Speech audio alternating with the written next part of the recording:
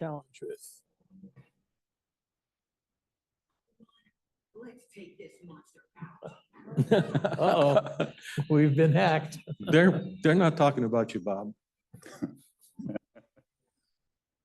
But the PFD cannot operate hotels. I mean, that's right. That's Yeah, not yeah. allowed. So Right, we have right. to have these other arrangements. That's right. That's right. Yeah. The city's PFD is created to help get through that. Yeah, I mean, exactly. Yeah. We can help facilitate it, but we can't be the Right. operator and lender. Yeah. Right. And, you know, gift of public funds, a public agency, you can't do that anyway. So. I know I should probably know this is a long-term intention to have that hotel be completely independent other than its location. So they manage their own stuff. We don't make anything off of them. They don't make anything off of us. Right. Yeah, they'll be, you know, pay the lodging tax that the Yeah, county and the that city kind of pay, but stuff. yeah, there'll be a completely Everything else private normal. operation. Yep, that's the goal.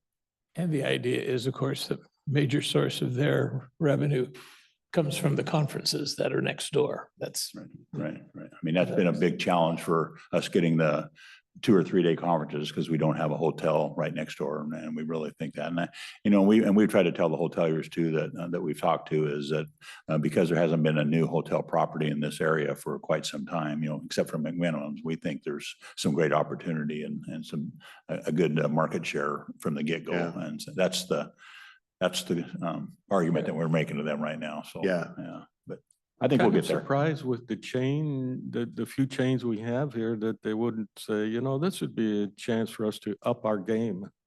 Yeah. Well, my experience is typically developers get the franchise or the flag approval there, but it's really a private developer that develops the hotel. It's not, you know, it's not the Hilton, it's not the Marriott. Right. So you got to develop, but on the other hand, the Hiltons and the Marriotts want to make sure they're health successful with their flag, so they're very particular about Yeah. who they line up with. Yeah.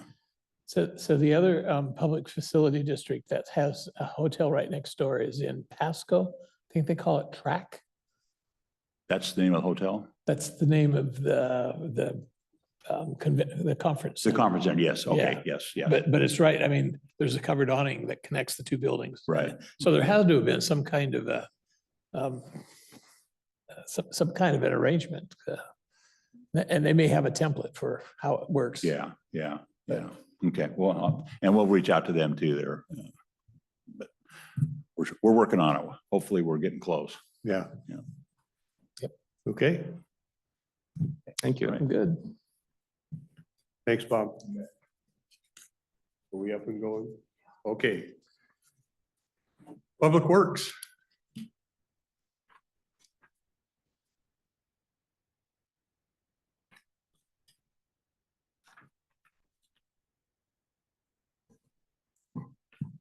So good morning, Susan Eugenius, County Engineer.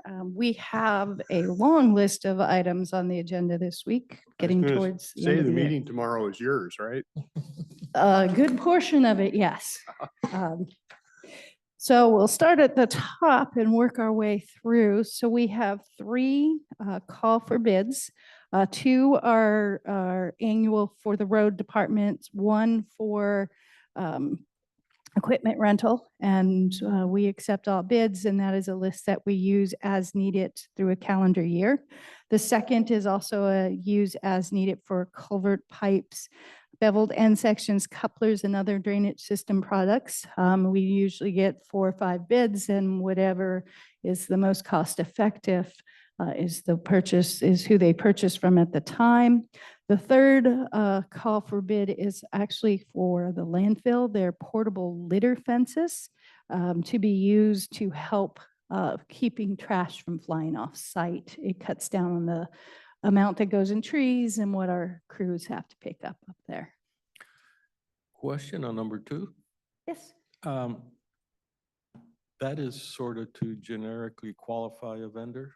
Yes, it's a generic How do qualification. you decide that? Because today that culvert pipe you think you're gonna need is cheaper at the other guy. So we get a price that they'll honor for a year. And let's say you're working in Castle Rock and there's a vendor in Castle Rock that it's $20 a stick of 12-inch. But You buy from them then. Yes, because even though it's 18 in Woodland, let's say, the transportation back and forth and the time is not productive. So we qualify vendors on the materials and then we select them as we need them. And you're not obligated to use these vendors. Correct. You're just trying to get a head start on your homework. It speeds up the purchasing process for us. How many bidders do you usually work with? It's usually 4 or 5, isn't it, Sean? Yeah, about 4 or 5. We usually get more on the equipment side than we do on the culvert side. So they are very much aware that they're in a competitive market. They have to keep their bids low because you'll go to the different Yes, locations. we will. So Totally different from the other kind of bidding where it's the the the low, lowest responsible Yes. bid. We only do the one. yes. I'll be interested to see if the new plant that we had an opportunity to tour over in the Longview in the Mint Farm puts in a bid. So I also had a question for item number 2 for the culverts and couplers and drainage system. Does the landfill get to use that as well, or are their needs totally different? And there's there are different type of pipe and couplers. They actually butt weld, they don't couple. And they use an HDPE. A lot of these are PVC pipes that you use in drainage. There are some corrugated HDP, which is a different use than what they use in the landfill. So they don't go through that process. We still go with the lowest responsible bid for those elements of the cells. Yes, and those get delivered directly to the landfill. We don't go and pick them up. Thank you. Just one off in the weeds question. How did you get Taylor Swift to show up? I'm just that good that I could get Taylor Swift to come to the meeting today. Yes. All right, thank you. I just needed an Yeah, explanation. we got a couple Swifties sitting in here, right? Okay, so those were our call for bids this week. You can tell it's the end of the year because we have a lot of these type of things going on. Next is a long list of supplemental agreements for existing consultants. So So that's over on number 6 on our list, right? yes, we've jumped to number 6 on your list. So number 6 is a supplemental consultant agreement with Foundation Engineering. It is our old as-needed geotechnical one. Doug was a little concerned about the time this has been running on. There's no cost added to this one, but they are, excuse me, the geotechnical engineer of record for the Tower Road project. So we are extending them so we can have their services during construction. So there will be nothing new added to that particular contract. It's just that existing work that they're on record for. Item, Is Doug suggesting that's the last time we do a supplemental? We need to go out for a more formal.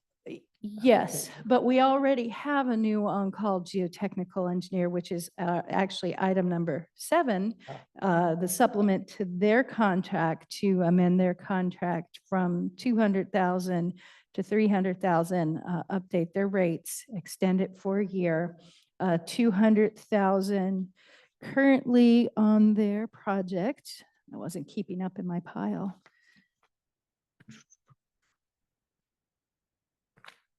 Currently, we have expended or obligated about 175,000 over the 2 years that the contract's been in place. So we are requesting to add an additional 100 because who knows what will happen this winter with landslides. This is the firm we use for landslides, boring, exploration for foundations and foundation recommendations for our bridges and culverts. So that's number 7. Number 8 is a supplemental agreement with WSP specifically for the South Cloverdale Road project. It's a supplement to extend the contract through 2026 in case construction lingers, an additional service amount of $68,992.70. And this is to provide services during construction. So during bidding and construction, they will review requests for informations from the contractor, and they provide certain field testing during the project. And so we put a number in there anticipating, I don't know what we anticipated. Let's say we anticipate 20 requests for informations and then a certain number of product reviews. So they'll review things. There's 2 large culverts on this project. So there's shop drawings on the bridges that they'll review. And this is the dollar amount that they're estimating for the scope. It's a not to exceed, but they don't necessarily have to use all of it. Who is WSP?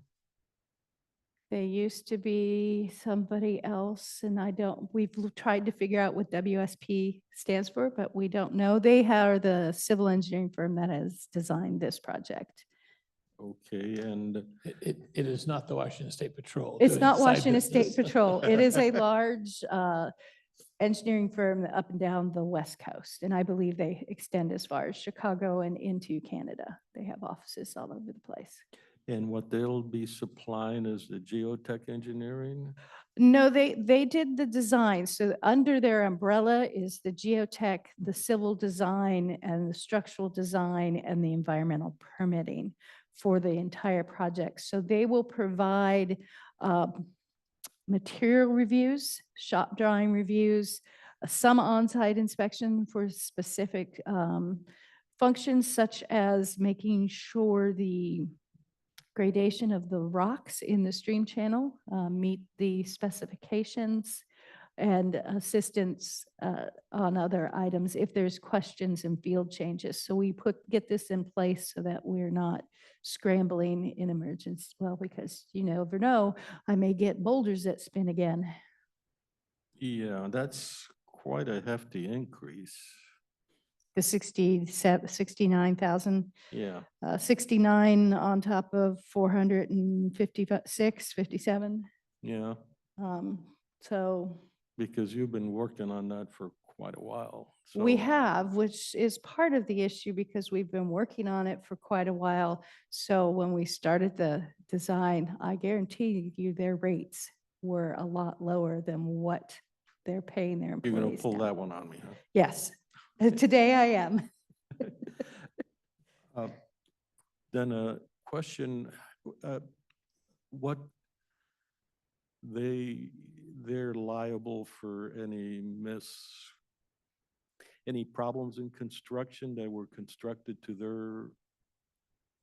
their drawings, if you will? So there's professional errors and admission insurance. I guess I'm kind of looking for what you're asking for. You're asking me if there's something wrong, do they pay for the change order? Am I getting to the crux of what you're asking me? Whenever we contract, there is sort of an implicit sense that the work is guaranteed. And how does the work manifest, how's the work product manifested? Well, maybe 3 years from now, it turns out that they made an error and did not know that they were building on soft stuff or something like that, and now we have to repair it. Who's responsible for that omission?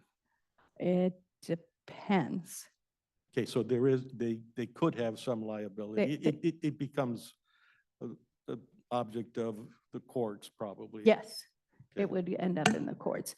They generally, for engineers in particular, architects, surveyors, it becomes a question of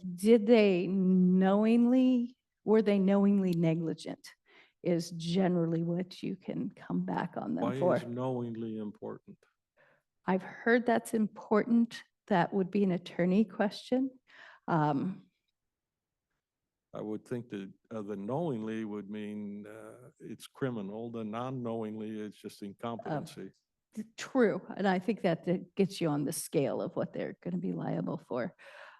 So Susan, about 3 or 4 years ago, we had a major repair. I think it was on the South Tuttle Road because some pins sheared off.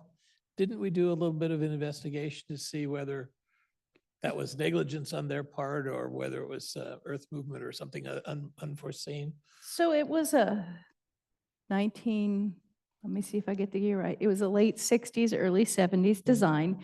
It was an unusual design. A lot of the bridge engineers were flabbergasted about the way it was done. So we did look into why the pin sheared off, but I mean, if you, a standard life for a bridge is 50 to 75 years, 100 when you get the good old ones. So if it was a 1970 bridge, it would have been about 50 anyway, where you would be doing major rehab.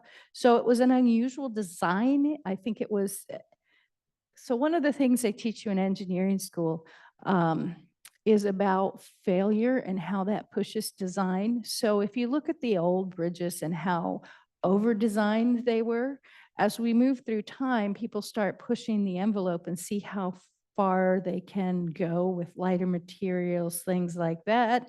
And at some point, we go too far. And so, especially back in the 40s, 50s, 60s, when our society wasn't as litigious, people were more willing to try something new, as long as they didn't feel like it was going to be a life and safety issue. The follow-up on that is it's more of a general comment. The rationale between, I'm going to build this bridge with a life expectancy of 50 or 80 years, let's say, when in the past we built bridges and we thought they would last an eternity if we could do that. What has changed in our attitude? That is a good question that we would have to go back through the history and determine why. I think it was a cost issue. So are we spending money to do a 50 or 100-year bridge? And what's the difference between the cost of that and a forever bridge?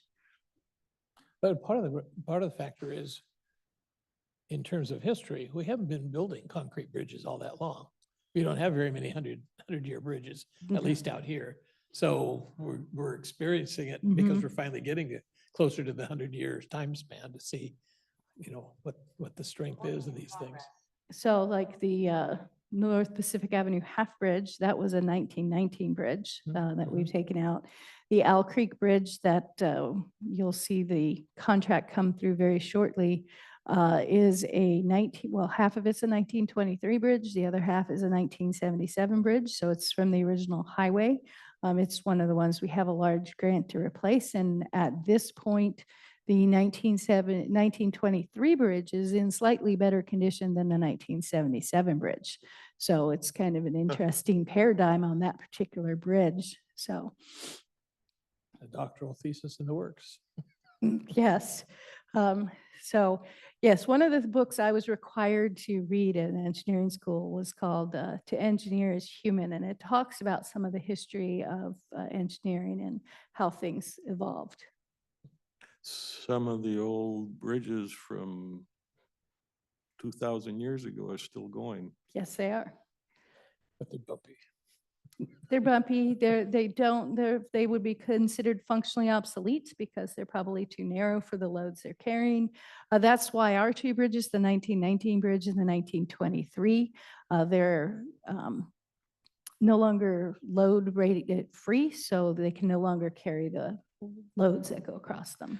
But the narrow bridge is good for the bicyclist. It's a bicycle-only bridge. I figured that's what drove up the cost on this group is testing the dirt coming off your bicycle tire. And that did attribute to some of these costs. We did Yeah. have to go back and make some changes for tire dust. But Yeah. that's what held up this project. So this actually, I forgot about that. It does reflect some of the changes we made going back to redesign for our tire dust.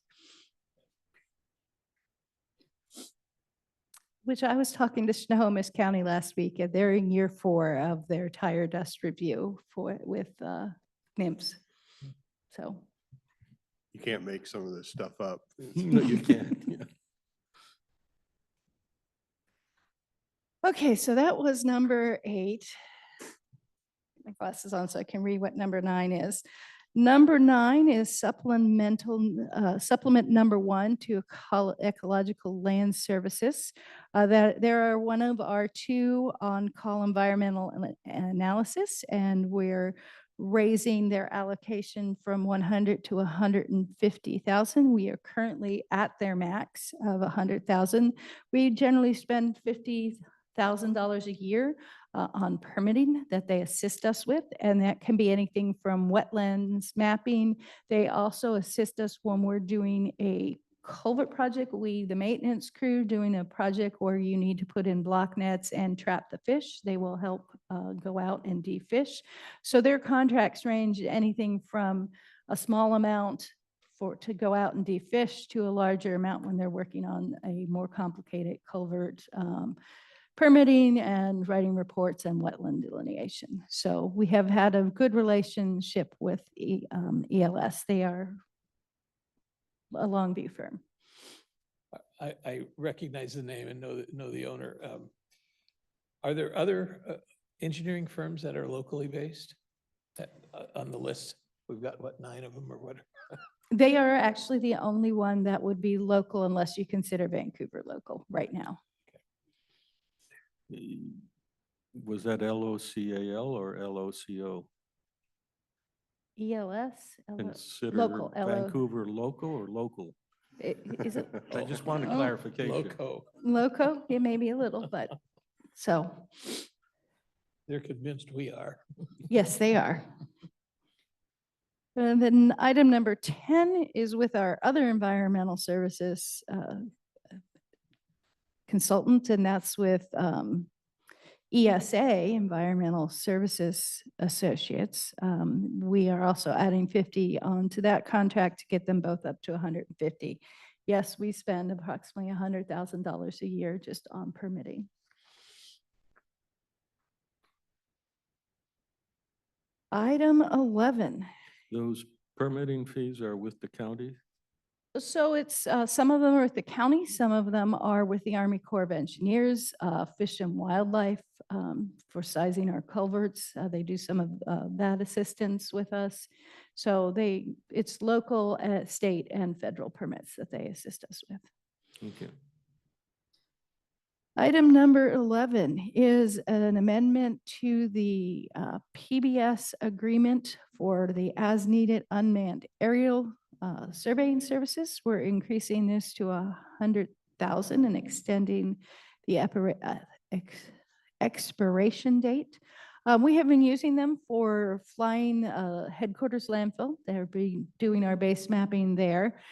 We need to do a flight of Tenet Way because we're at our 10-year mark and you need to do a survey every 10 years post-closure. And then we also used them for our Burma Road survey, which we're working through and it's working out well. So we'd like to increase it to continue using them for the landfill flights. They have been excellent to work with. The surveyor is very happy with what they're producing. Did we use them for the aerial photos along the Cowlitz and Toutle Rivers? For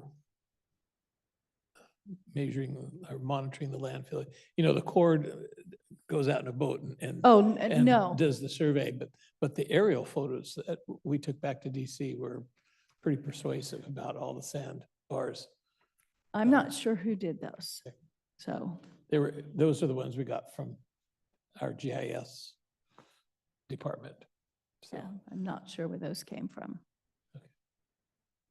So, So we have about $1.5 million invested in a whole variety of engineering firms. At what point is it cheaper for us to hire these engineers to do the consulting work? Or are we not allowed to do that because there has to be an independent development of these things? so these things are, excuse me, people that we could have on staff. The difficulty becomes, some of it's very specialized, like geotechnical is a very specialized field. A portion of the geotechnical comes the actual boring, which would not be something that we do on site. And we have years, we have busy years, and then we have years that aren't as busy.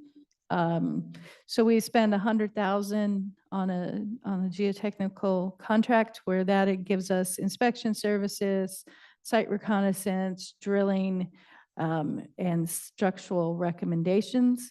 So a geotechnical engineer, they are geotechnical and structural in the civil world are your most highly paid. So base salary, you're looking at 125 to 140,000, and then adding benefits on top of that. So we have years where we don't use them very often, and then other years we do. Structural engineers, which goes into a lot of the on-call civil.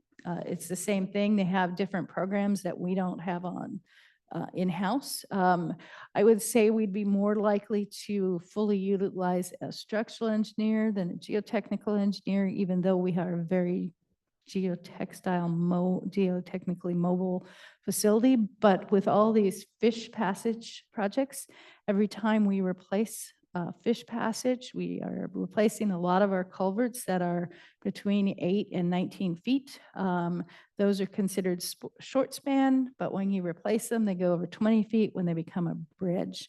We do have our in-house, actually the last one just got certified, 3 of the 4 engineers on staff. So all of the current engineers on staff besides myself are certified bridge inspectors. So we do keep that in house, but they do not do the load rating and they don't do the structural design, but they're certified to do the inspection. So since I've become the county engineer, we've gone from 62 to, I believe our number is now 65 bridges. And next year we will add 1, 2, 3, at least 3 bridges to our inventory, just because we're replacing culverts. And when we're done, there'll be bridges, and we have a few more online. So, but structural engineers are very specialized, and they like to work on their diverse projects. So environmental permitting. The problem with the environmental permitting is we use different people for different things. So you have people who do your wetland delineations with your ordinary high water mark. And so they're all specialized. And so we can pull from their entire staff unless we had an environmental staff who had all the different areas of expertise. So unfortunately, I think Commissioner Weber, you're right. We do spend a lot of money on these. The problem, I think, in our world is we're that transition size of the county.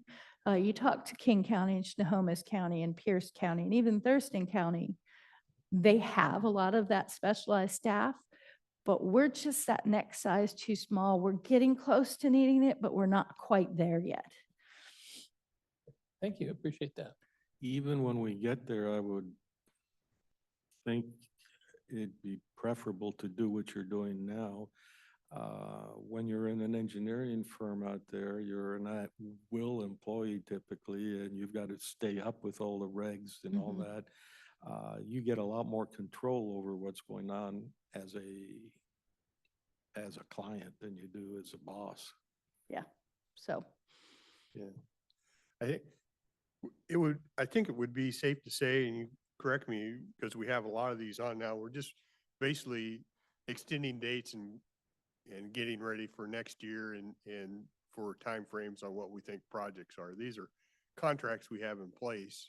yes, There's nothing new here. We're just extending our work with them. extending our work and adding a few more dollars for next year, because the majority of these expire at the end of this year, but we had time available to be able to extend them. I imagine we have so many, in a lot of contracts, we have so many extension periods and then we Yes, RFP it. Yeah. I imagine those are the same here. next year we'll be doing most of these again, because we do them every 2 to 4 years.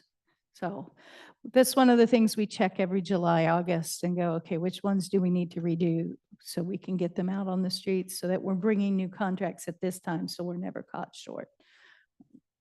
I think a quick argument to present tomorrow, because the cost escalation is not not an arbitrary thing. No. costs have really changed, and you've got perfectly good example with all the ARPA work, the money went like at least 25% higher on average, I think. Yes, then there's a lot of work out there, and so engineers are in big demand. So in order to get and keep their engineers, the engineering firms are paying quite a bit more. So.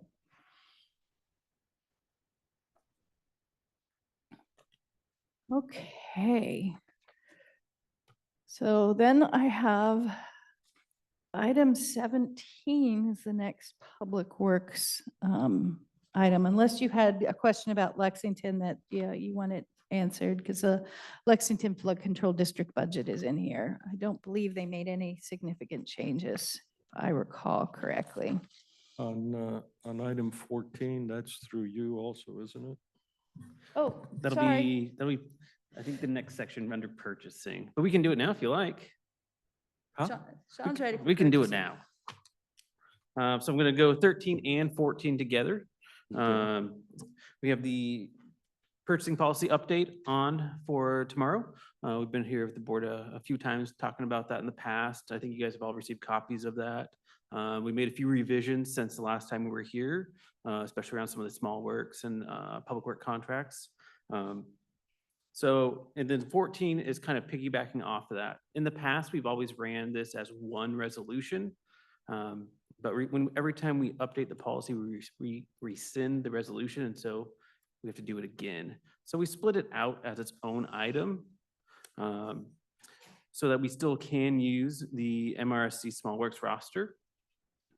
But we did it as a separate item so that, you know, next time we update the policy, we don't have to do this again and again.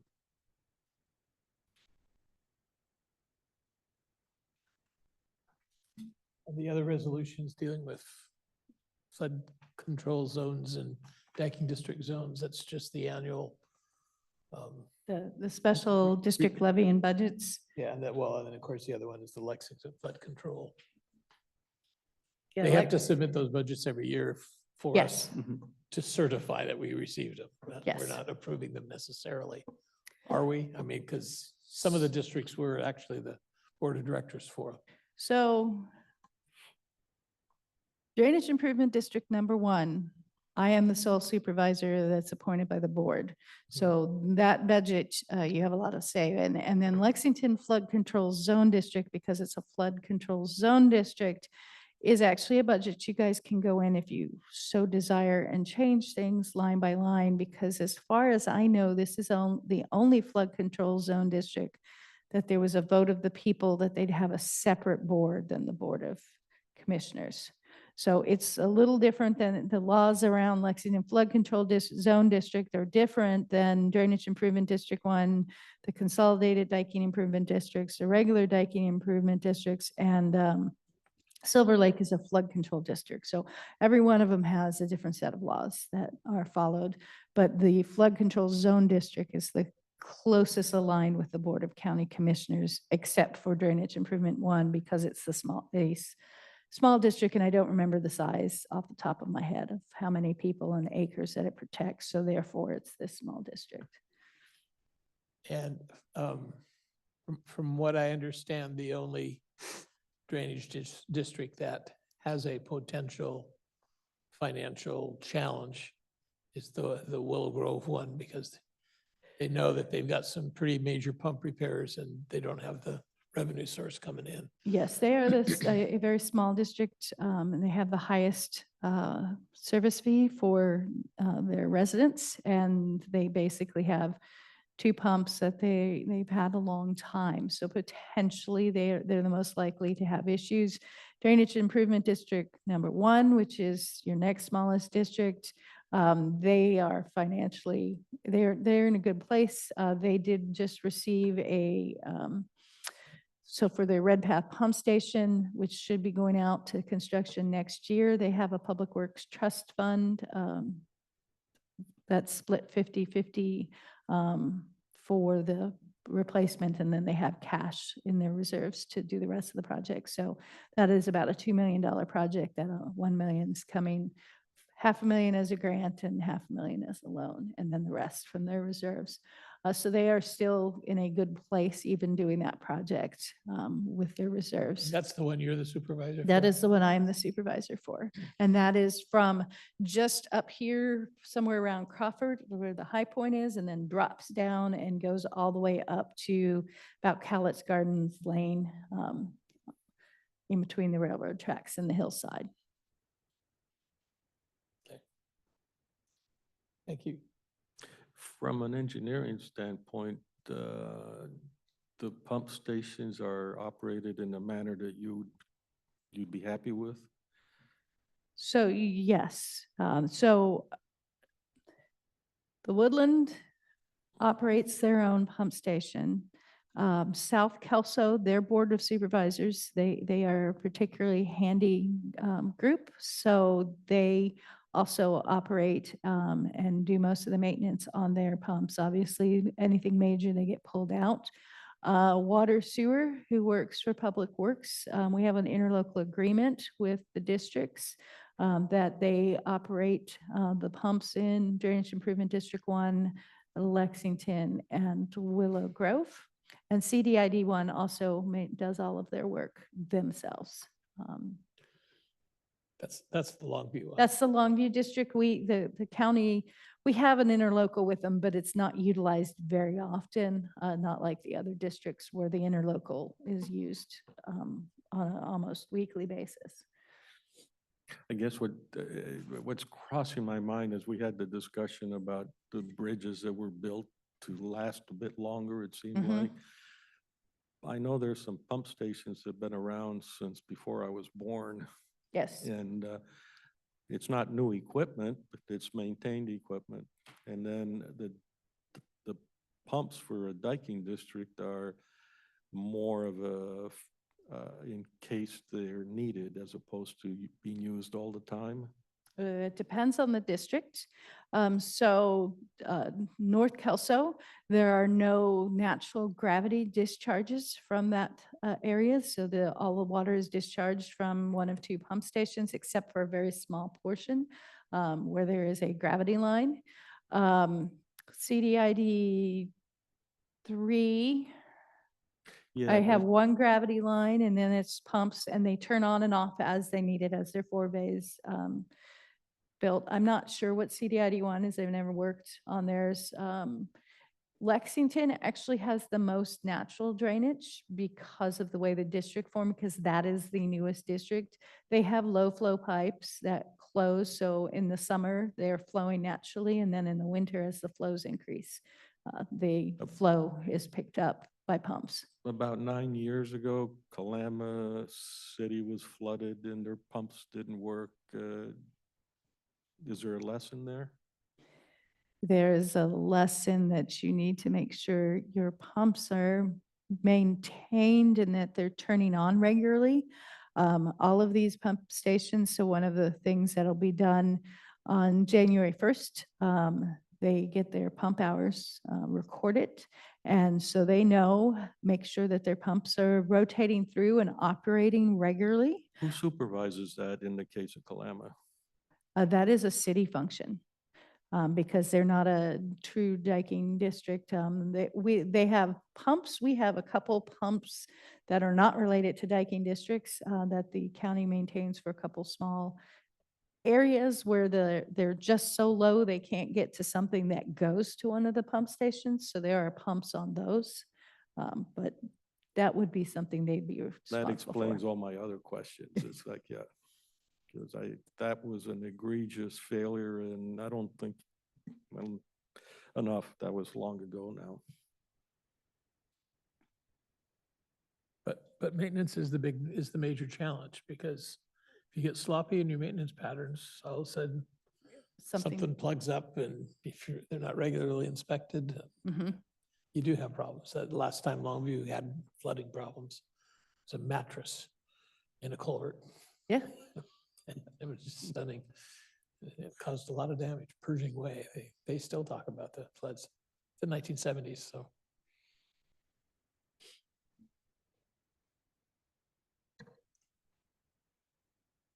Okay. Motion items?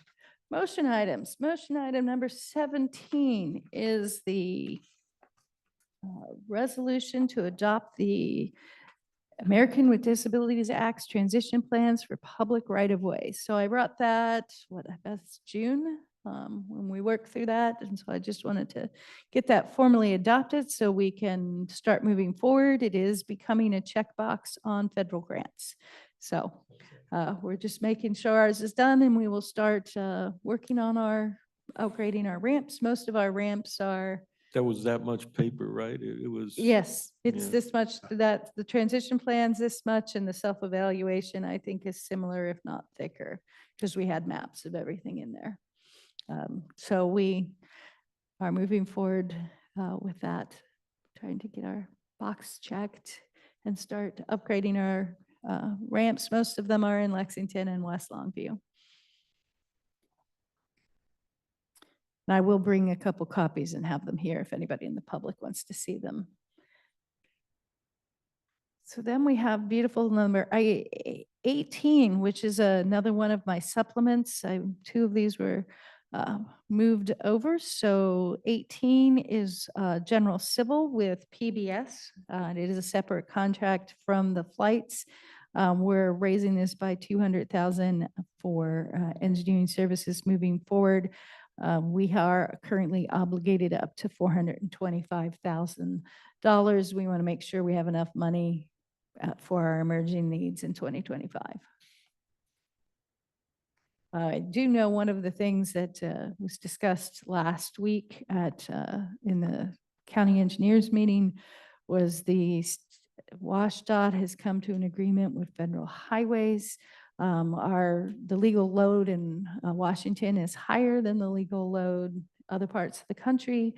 So now there are, I don't have the number in front of me, but like 600 bridges that we need to go back to and reload rate. If you guys remember, what was it, 2 years ago? I think it was about 2 years ago, we had to update all of our load ratings on all our bridges. Now we're going to have to go back and do a certain number. We haven't been told which of our bridges we're going to have to redo. So that is potentially something we'll be using these as needed civil engineers. That's who we used to update them last time. CRAB has requested a one-time grant for all the counties and cities that have to now go back and reload rate something that we just did. So we'll see what comes out of that. So that's one of the things that PBS could handle for us. They did load ratings. Have done some work on some culverts for us, and they are actually the ones who prepared the ADA transition plan for me.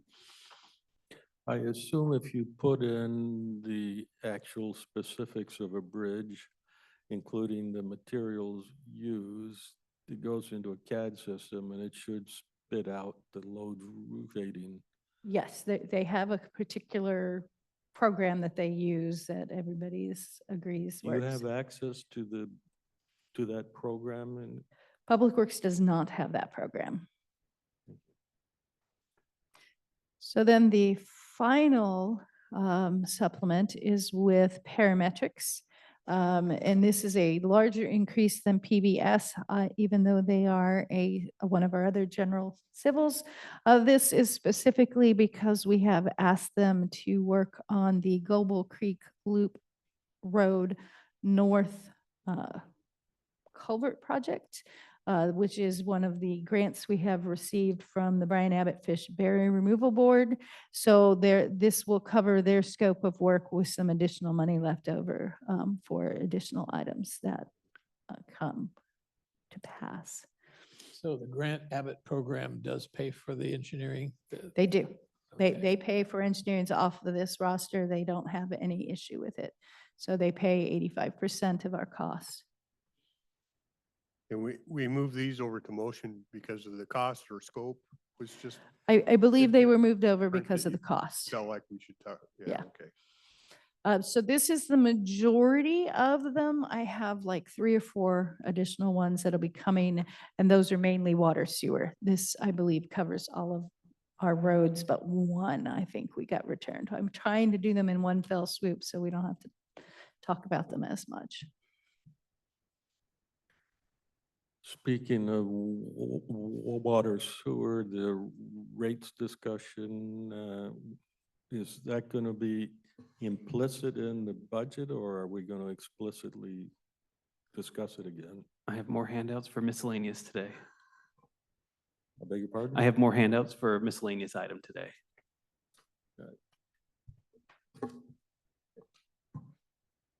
Figure we'll let the rest of people get through, if that's all right. Okay. So Well, that I'm takes care thinking, of Public Works. We took care of purchasing, right? Okay. So we got finance. so before they go, so I'm still puzzled. I think when we met, the board was not in agreement uniformly over the rates for the water and sewer. And I don't know what mechanism we're using to decide what the rate should be. So we were going to continue the discussion today, and then next week, as part of the budget process, rates get formally adopted. So we were hoping for more direction today so we can get that information to Kathy Today, at what time? when Kathy's gonna- done talking. Oh, Do it under miscellaneous, I Yes. think. all right. And it would be a separate resolution Yes, they're revising. revising the previous rates, Right. yes. That's what I'm looking Yeah. for. Yes. Yeah. It isn't as the budget, it's a separate resolution.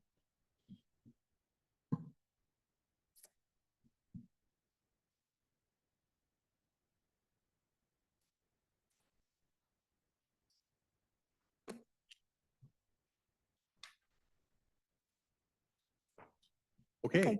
Kathy Funk Baxter, Finance Director. So on the agenda for tomorrow, I have two items. One is a public hearing in order to discuss the property tax levy for general fund. So that will be a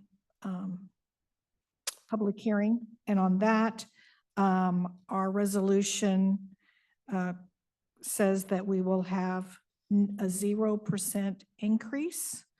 There will be no increase in our tax levy for the general fund. The only change will be based on New construction and state assessed value. Mhm. That will be the only change.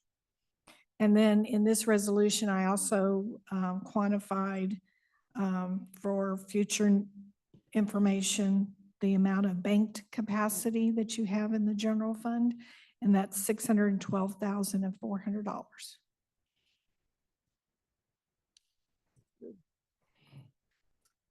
Then for the road, then we will also have a resolution for property tax levy for our road funds.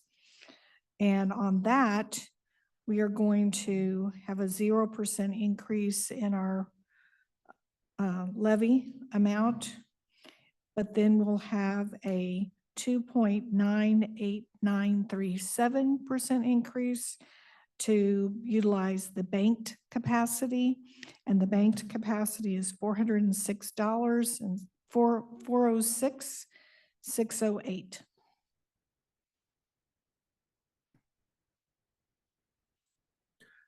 For clarification, the mental health services you have here is addressing specifically the tax?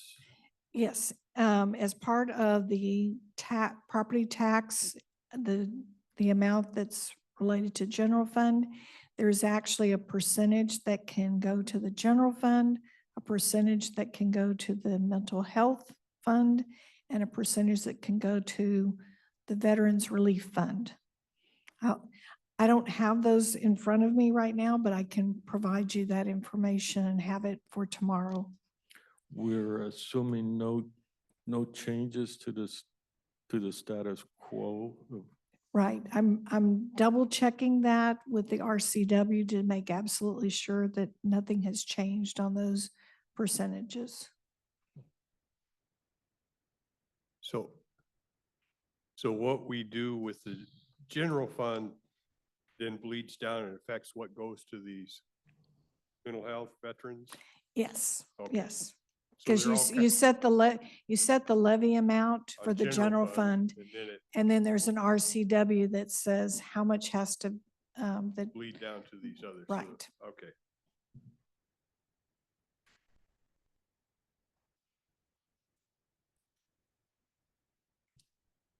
And I'll have that as a handout tomorrow. Road is a separate issue.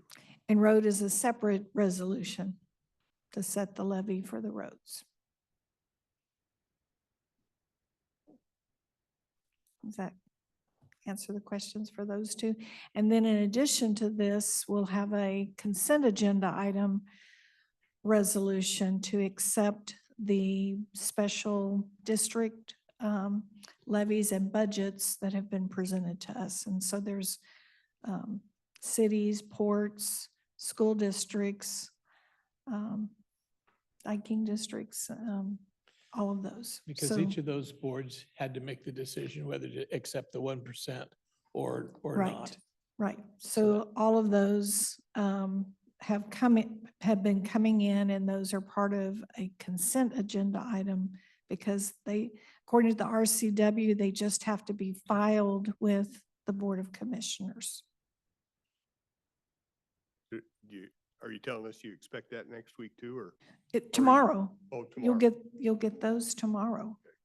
They're included, but they're not part of the public hearing. The public hearing is only for the counties levying the county's general fund and levying the county's road fund property taxes.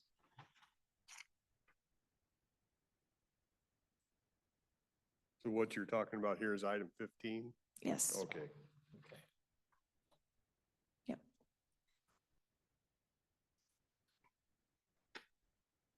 And that's all that I have on the agenda for tomorrow.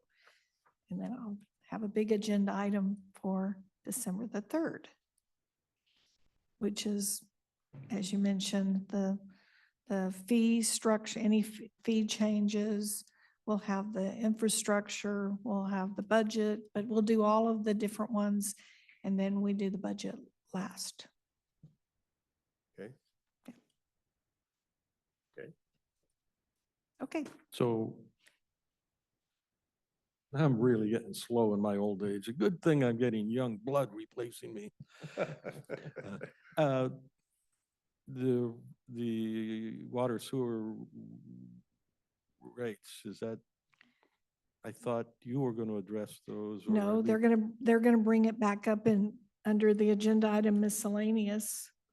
That's, I see, after you, not with you. After, yeah, after I'm finished. And in miscellaneous, they'll bring up the water so that you can decide those rates will be, so that I have them for December 3rd, formal adoption of rates. Okay, Thank you. thanks, Kathy. So I guess you're back, huh?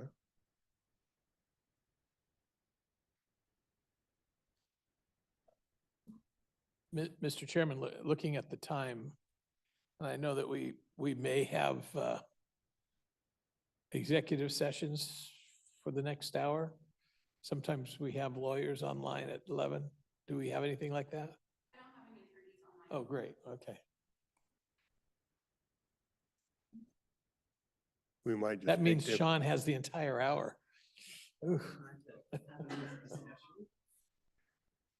What has changed from last time? Yeah.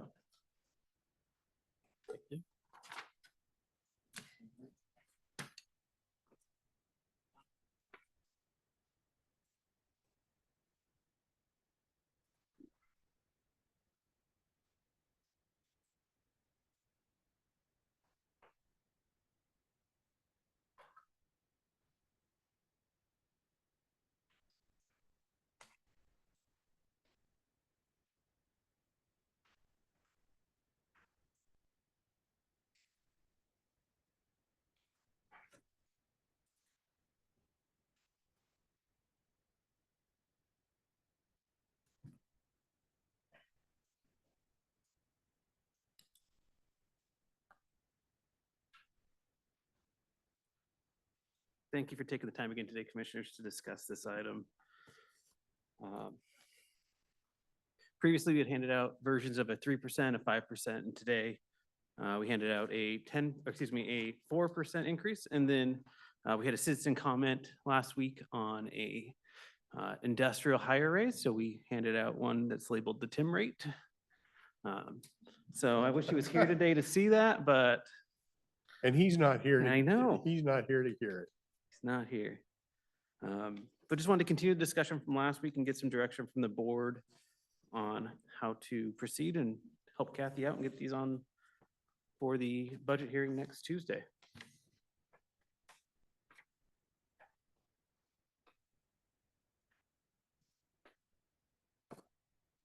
And so on the industrial side, just so we have a little bit more clarity, we have 7 consumers that use the industrial rate. So it's not a significant amount of customer base there. And that's all at the Port of Longview pump station.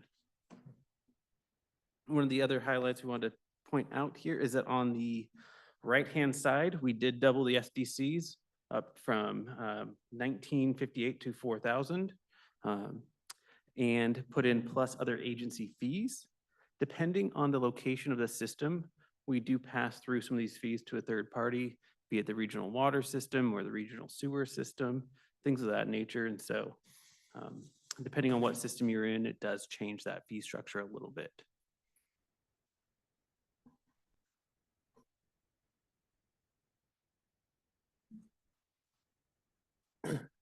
I don't have I left the budget sheet back there from, or what I recall, our rate structure was paying for the service. Where we fell short is what we felt we needed in for future replacement. Correct, stuff. yeah. The system itself is covering, but not covering the future replacement. Although trying to get a handle on exactly what future replacement, how fast that happens is a little bit difficult to Yeah, and I think, do. yeah. It's kind of a spit in the wind type thing. And we presented that sheet last week, I believe. The lagoons, plants, the lost systems and water systems on that nature, we do know the lifespan and where they're at in that. The harder part is going to be more of our older piping, either the AC or concrete piping. And we know when it was last used in the industry. And so we can get an estimate of the youngest bit of it. But some of it may be older than that and needs to be replaced at that time as well. And I think we're working on some of those projects currently. With the current 750 that we were setting aside and our rates from last year, we end up tapping into reserves, Correct. right? So we're trying to set it so if we take out 750, although we really think we need to take out $1 million plus, but I don't know that we can get there, but Right. Yeah. So we do have, our vendors are increasing in costs, our chemicals, our water suppliers, things of that nature. We also do have a set increase in the union agreement. I believe our labor is 3.5% plus benefits this year. I'm not sure what that on the benefit side looks like, what percent that is. But we're just trying to keep up with the cost and keep funding our reserves for at least a reasonable value to keep the system working. We don't want to fail the citizens in the future when their system stops. yeah. Well, I'm probably more with you on keeping up reserves, because if you don't have, prior to 2018, we didn't even set any reserves. So the system, if you take the reserve amount out, the system is paying for itself. It's just not, it's not able to handle what we think we're going to take on. It's paying for operating Operations, costs, right. but not the capital, Mhm. not Yeah. maintaining So- the capital, so. So that's more of an argument for me than the contract's gone up 3.5% or whatever, because operation wise, it seems to be solvent. It's just capital improvements that we can identify or try to identify coming down the road is where our shortfall is. Yeah, our system replacement is the shortfall. Yes, sir. So I've been thinking about this over the week, and it's one of these things that I think people, there's we do a lot of services I think are just way beyond what we should have the scope to do, but these are one of these things where people expect to have water, they expect to be able to dispose of waste products and whatnot. So we were sit at 3, 4, 5, I think, last week. I think so, yeah. I'm willing to go to 4. I don't know what to think about the industrial. Does that make a whole bit of difference to them? I mean, are they gonna sit and holler to us? It probably doesn't make a whole lot of difference to us either, does it? No, and like I said, currently that is a pretty minimal system there, and I do believe it pays for itself.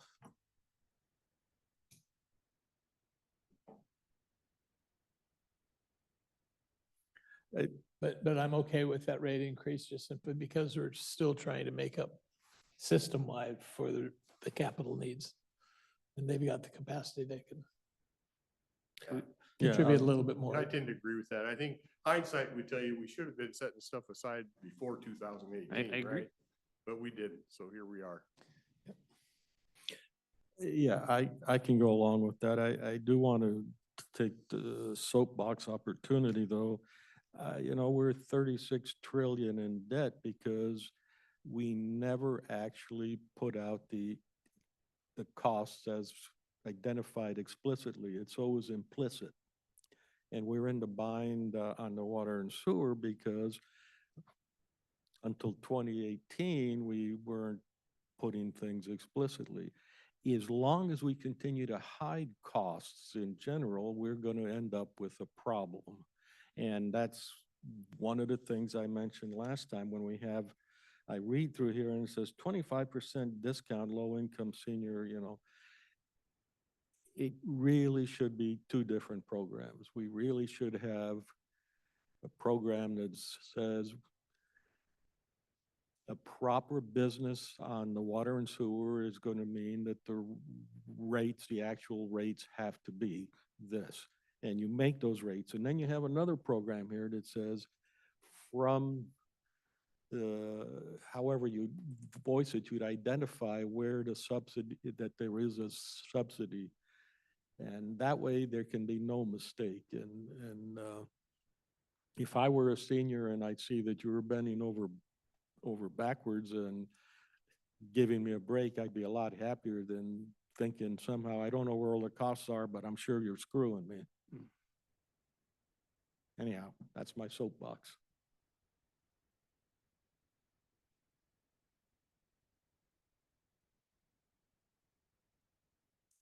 Which one are you guys? Either one? I'm happy with 4%. I like the one that's listed as the TIM rate. Right. You see it at the top? That has what? The TIM rate. Oh, the TIM rate, yeah. I'm okay with the TIM rate. We can work with that. All right, and if you want to let him know his suggestion was taken. Don't build his ego too much. You need to prepare a little certificate for him. I know, right? Just So- for the record, I would opt for more, but I can live with that. Yeah. Thank you, Okay, Commissioners. does that help you out? Indeed it does, yes. Okay.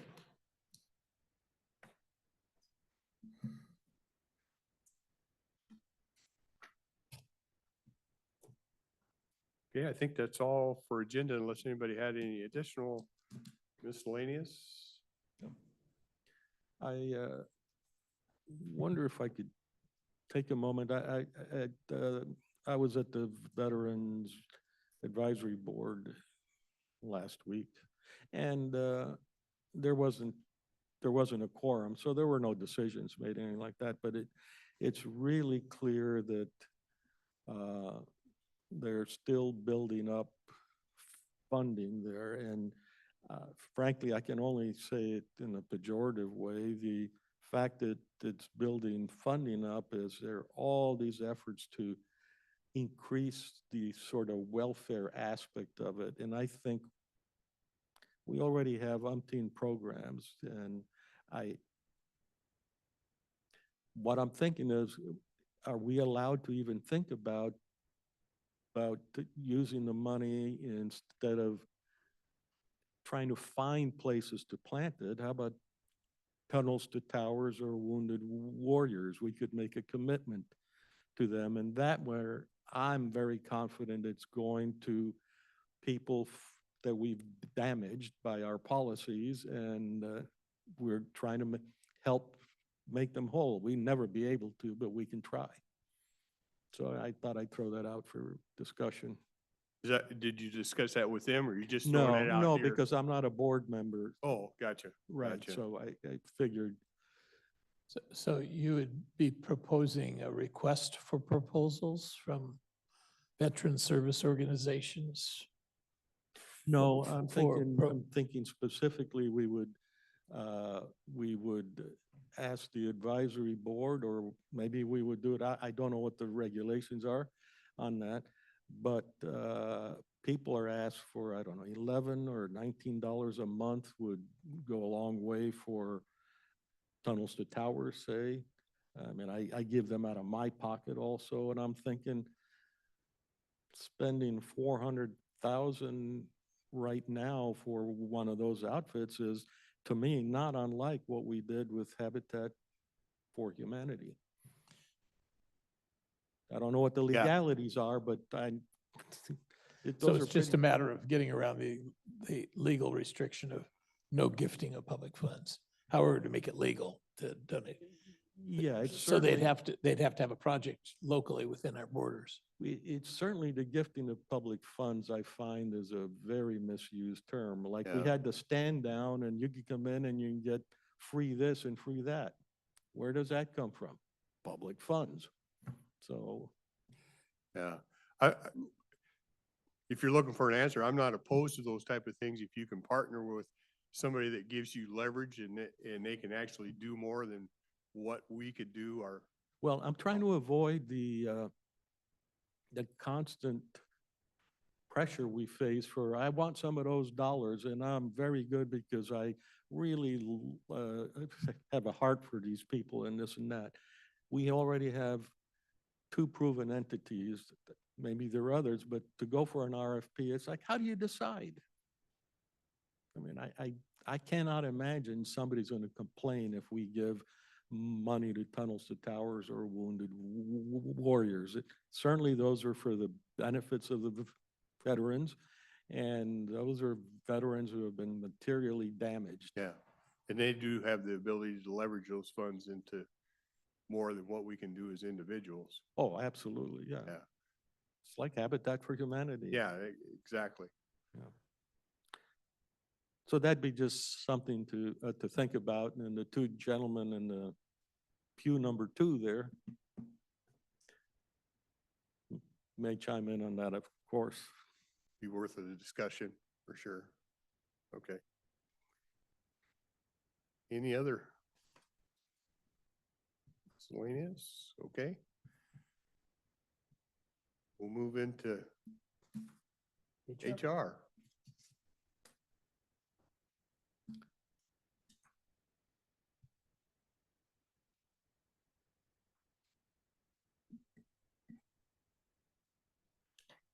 Good morning, Jessica Warren, Human Resources. I have a request from the assessor's office. This was previously workshopped under collective bargaining. She's requesting to reclass her admin assistant 3 to an administrative specialist position, which is a 5% increase. Do you want me to do all 3 or just separately? I think we shopped it, didn't we? And we talked, so why don't you just hit all 3? I think Okay. we're familiar with it. Okay, and then the second item is to reclassify one of her GIS specialist 3 positions to a lead GIS specialist, which is salary grade 245. And then the last request is a new position, but it's replacing a previously vacated position of administrative assistant 3 in her appraisal division, which is salary grade 200. And it's So- worthy to note, if I remember right, that all these changes actually result in a reduction in salary expense. Yeah, I believe that. she said it was roughly about $60,000 in savings. So the vacant position is being canceled and eliminated, or is it being held? It's just replacing that vacant position. So that other position will go away. Correct. Yeah, I'm good with that. Yeah. And then the next request comes from Public Works. They're requesting to fill an accounting specialist 2 position, along with any domino effect. The person put in their 2 weeks notice last week. It's a position that needs to be filled. Right? Okay. I'm good with that. Okay, thank you.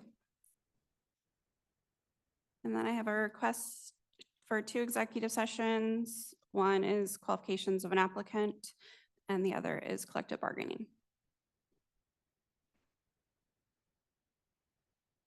What was the second one? Collective bargaining.